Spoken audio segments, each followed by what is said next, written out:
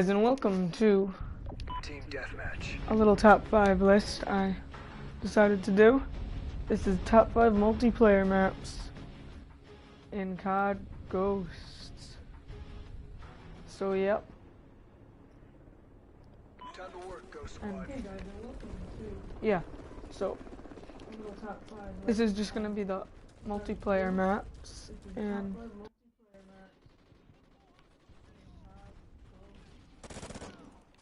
yeah, so this is my opinion.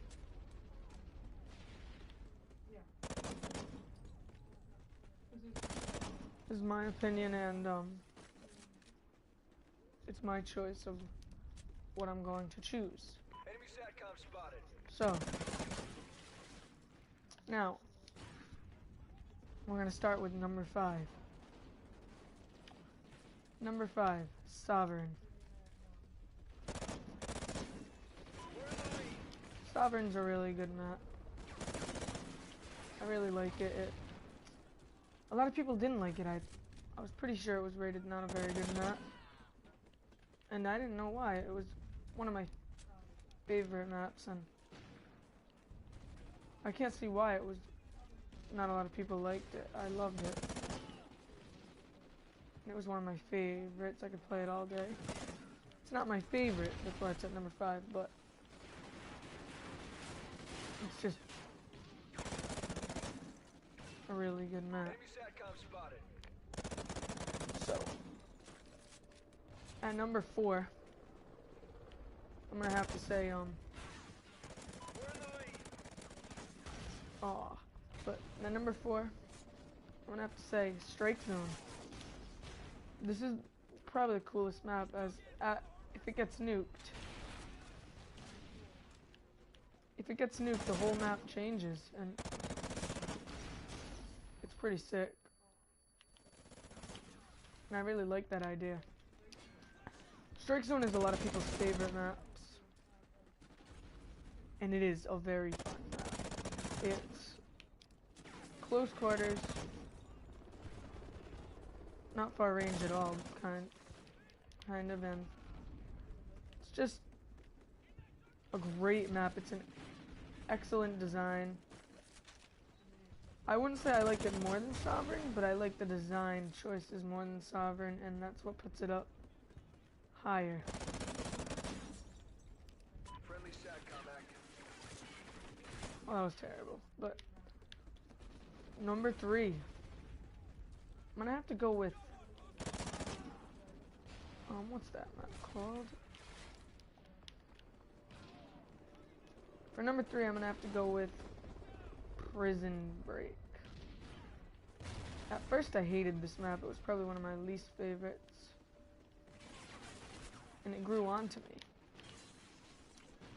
It's because of like how this is probably the only big map on the list, and it was very good. Some of the maps that are big weren't good at all in Ghosts, and Prison Break changed that. That was the one good, nice, big map that I really did like, and it's just a great map. I don't know why it wasn't the greatest, but hey, Prison Break was a fun, big map, and many of the big maps I didn't like, so for one big map that I did like, this was the only big map I would like to play, except for maybe a few that I'd like to play, but they're not in my top 5. So, number 2, Fright. If you don't know, Fright is a great map. Fright was one of the first maps I've ever played, and it's probably one of the greatest maps ever. Just good small map, fun. It's just, and I like snow maps. How they look definitely the best to me out of any other map. And I don't know why, they just do, and they're just good in that. At first I didn't like it, I don't think. Actually, I think it was a map that I really hated at first, and it grew on to me as the map grew, because I started to like the map, more maps and Ghosts, and Fright Oh yeah, and this is gameplay on the PS4. So like for that if you want to see more PS4 gameplay. And so number one, you guys are probably wondering what this is. I'm not. It's probably the best map to me. It's just so much. It's just such a great map. It's definitely better than any of the other maps on Ghosts. It's one of the best Call of Duty maps in history to me. And that is Warhawk, the map I am playing right now. This map is the best close quarters map by far. You want to know why? Because of how goodly designed it is. I've never played a map this great design. Well, actually, I have. I'm on one for 2 days. But this map is just legendary. It's so good. It's going to become one of the greatest maps ever, in my opinion. It was just so well done, this map.